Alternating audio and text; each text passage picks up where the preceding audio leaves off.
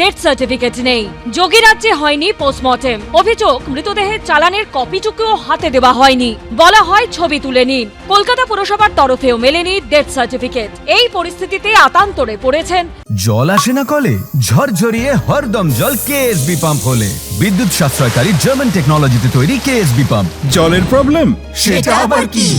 কলকাতা পুরসভার 95 নম্বর ওয়ার্ডের বিজয়গড়ের বাসিন্দা সুরজিৎ পোদ্দার 28 জানুয়ারি বিকেল 3টে আজমের এক্সপ্রেস থেকে প্রয়াগরাজে নামেন।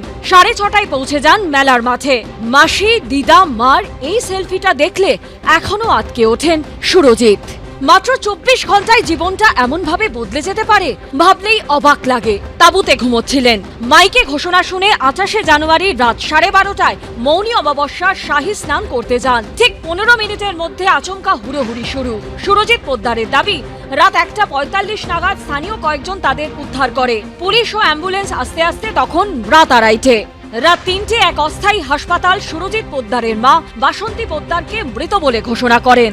মহাকুম্ভে এসে এই দুঃসহ যন্ত্রণা অভিজ্ঞতার এখানেই শেষ হয়। সুরজিৎ পোদ্দারের দাবি, ভোর 5টা নাগাদ মতিলাল নেহেরু মেডিকেল কলেজে নিয়ে যাওয়া হয় বাসন্তী পোদ্দারের মৃতদেহ। সেখান থেকে দেওয়া হয় এই চালান। তাও চালানের কপিটুকুও হাতে দেওয়া হয়নি। অভিযোগ, বলা হয়েছিল ছবি তুলে নিতে। এতগুলো দিন পার হয়ে গেলেও এখনো পর্যন্ত সরকারিভাবে মার ডেথ সার্টিফিকেট পাননি তার ছেলে। কোনো ডকুমেন্ট ছিল না, একটা জাস্ট কপি দিয়েছিল ওখানকার কলেজের। ওই জাস্ট ছবি তুলে নিয়েছিলাম আমি একটা। সেই মা 29 তারিখ মারা গেছে, সেই একটুখানি সার্টিফিকেট বলছে 7-10 দিনের মধ্যে পাঠিয়ে দেবে। বললো থানাতে পাঠিয়ে দেবে, গলগুনি থানাতে। 30 জানুয়ারি মায়ের মৃতদেহ নিয়ে কলকাতায় পৌঁছন। এবার বাঙুর হাসপাতালে নিয়ে যাওয়া হলে তারা অস্বাভাবিক মৃত্যুর ঘটনা জানায় গল্ফ গ্রিন থানাকে। এরপর দেহ পাঠানো হয় কাঁটাপুকুর মর্গে। সেখানে ময়নাতদন্তের পর ডিসপোজাল অর্ডার দেওয়া হয়, যেখানে মৃত্যুস্থল হিসেবে উত্তরপ্রদেশের কুম্ভ মেলা লেখা হয়। 31 জানুয়ারি এই কাগজ কেওড়াতলা শ্মশানে জমা দিয়ে শেষকৃত্য করা হয়। মৃত বাসন্তী পোদ্দারের পরিবারের অভিযোগ, কেওড়াতলা শ্মশানে জন্ম মৃত্যু পোর্টালে মায়ের তথ্য আপলোড করতে গেলে মৃত্যুস্থল কুম্ভমেলা অথবা প্রয়াগরাজ সিস্টেমে নিচ্ছে না। ফলে সেখান থেকেও ডেথ সার্টিফিকেট পাননি তারা। এই পরিস্থিতিতে প্রয়াগরাজ থানার এক সাব ইন্সপেক্টর তাদের ফোন করে পোস্টমর্টেম রিপোর্ট পাঠাতে বলেছেন। কালকে 2 জন ফোন করেছিল। ওখানকার এসআই ফোন করেছিল, আসফেনি বলে একজন। আর ওখানকার যে কনস্টেবল আমাদের সাথে গাড়ি নিয়েছিল সেও নিয়ে গেছেন, বডি নিয়ে গেছেন। তার এগেনস্টে আপনি এখানে পিএম করা হয়েছে, পোস্টমর্টম করা হয়েছে, তার কপি চাইছিল। আমি তো বলছি ওনার দিয়ে কোনো ডকুমেন্ট দিন, আপনি তো ডেথ সার্টিফিকেট দেননি, কিছুই দেননি।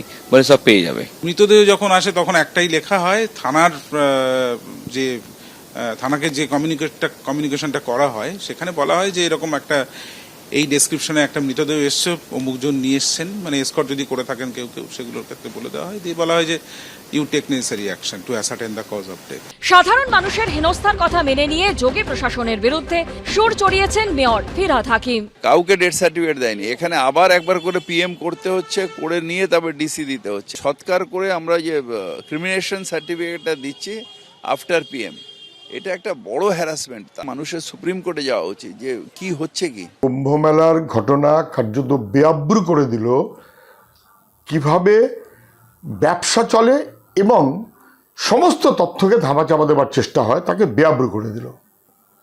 40 কোটি মানুষের আহ্বান জানিয়ে 4 কোটি মানুষের ব্যবস্থাপনা নিয়ে একটা সরকার চলছে এবং সেখানে প্রতিদিন আগুন লাগছে, স্ট্যাম্পেড হচ্ছে, মারা যাচ্ছে।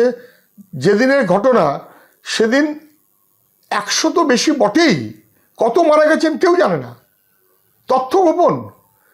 প্রত্যক্ষদর্শী বাংলার মানুষ, তিনি বলছেন মানে কার্যত চাপা দেওয়া রয়েছে মৃতদেহের স্তূপ। পাল্টা জবাব দিয়েছে বিজেপি। এই রাজ্যে এমন একটা পরিস্থিতি তৈরি করা হচ্ছে যেন কুম্ভে একেবারে গোটা রাজ্যটাই চলে গেছে। কিছু লোক মারা গিয়েছে, নিশ্চয়ই সেটা দুঃখজনক, দুর্ভাগ্যজনক, যে প্রান্তেরই সে লোক হোক না কেন।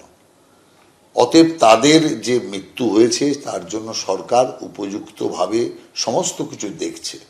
রাজনীতি চললেও এই স্বজনহারা পরিবারগুলোর প্রশ্ন একটাই, এই হয়রানি শেষ কবে হবে? সন্দীপ সরকার, অর্ণব মুখোপাধ্যায় ও রঞ্জিত হালদারের রিপোর্ট, এবিপি আনন্দ।